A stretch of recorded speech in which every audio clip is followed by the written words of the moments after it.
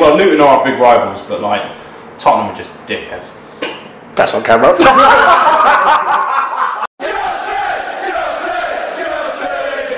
What is going on, guys? Welcome back to 100% Chelsea and welcome to your Watford opposition analysis. Now, big man Chris, big Chris behind the camera, has found me a Watford fan. His name is Tom. His social media links will be down in the description if you want to go and abuse him. Please don't. Cheers. Because, you know, wouldn't be great. But, you know, obviously we're here talking a little bit about Watford and how high you guys are at the minute. How you're flying high. Beat Arsenal at the weekend. You kind of made our weekends a bit better. Yeah. Because I had Arsenal fans, you know, taking the mickey out of me a little bit, and then that happened. But I mean, let's talk about Troy Deeney first. Oh, actually. the big man. Right. Does he have big cojones? That's the main thing. I mean, let's be honest. Look at the way he runs. Definitely. I mean, obviously he's not been as pivotal this season though. No. It's been a different style.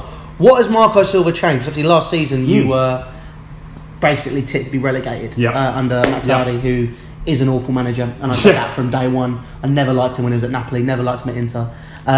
Especially not last year at Watford. Last year at Watford, he didn't even make it. For me, I don't know. If you're working in another country, I feel you should try and learn the language. Yeah. The fact he didn't make an effort, kind of, to learn English, I think may have hindered him as well on the training ground. Maybe I don't know, but I mean, let's talk about Marco Silva first. Yes.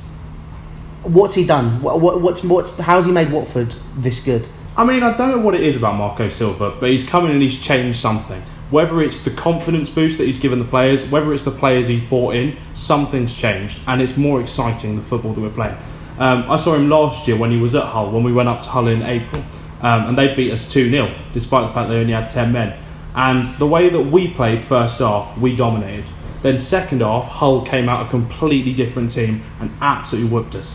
So the way he works with the players at half time, the confidence he gives players when we're not doing brilliantly, that's what he does. And that's obviously been massive for you. Obviously, you signed you signed a player from us. Yep. And you signed a player from under our noses. Nathaniel Chalobah obviously he's now injured. So it looks like a long-term injury as well, isn't it? How long is he out for? Well, it could potentially be until after January. Really? Yeah, it's not looking good for him. Okay, and then but when he came in, how heavily did he influence that team? Hugely. I think looking at him when he first came in, we were as fans quite disappointed in his pre-season. He didn't do a lot and he didn't really make much of an impact. But then in that first game against Liverpool, he shone. And the three of them, him, Tom Cleverley and Abdoulaye Doucouré, are just a dream team together. And that's why we've had such a good start, because of that solid midfield. And then obviously Richarlison, is that how you say it? Yes, Richarlison. He's obviously there was a bit of controversy with him at the weekend. Was it a dive?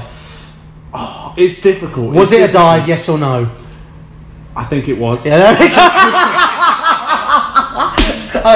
It's difficult. Was it a dive? Yeah, it was a dive. But let's face it, when it's against Arsenal, if you get away with it, you get away with it. Who cares? You take it, wouldn't you? You take it, wouldn't you?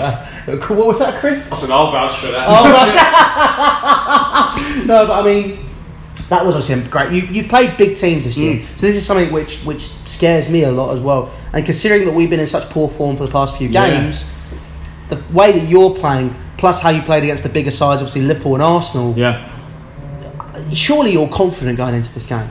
I would love to say we're really confident, but it is Chelsea at the Bridge. You never know what's going to happen. If we look at your last two games in all competitions, the Crystal Palace result, which I won't talk about too much, and obviously against Roma, you were 2-0 up, you know. Don't even.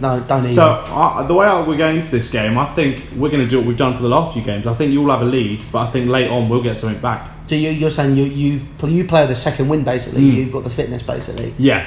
Okay. I think if you look at Watford, our weaknesses is our defence at the moment. We've got huge injuries in our back. And we're playing Mariappa and Cabaselli as our centre backs at the minute, and it's just not working. Really.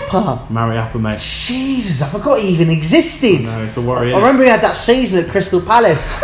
That's the last time I heard of Mariappa. Yeah, he's back. Blimey. So I mean, the signings you made this summer, have they had a big impact? Obviously, as well as Chalobah. I think that when we went into pre-season, I don't think the signings were great. We'd obviously signed Tom Cleverley from Everton, which was a fantastic signing.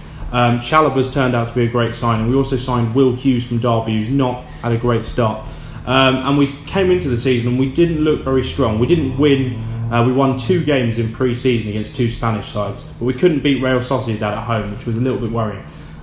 So the signings we've made have been, they're all right. And then it was the week before the season started against Liverpool, and we signed Richarlison from Fluminense, them in Brazil, and then Andre Gray from Burnley for a whopping £18 million. And since that, it's all changed for us.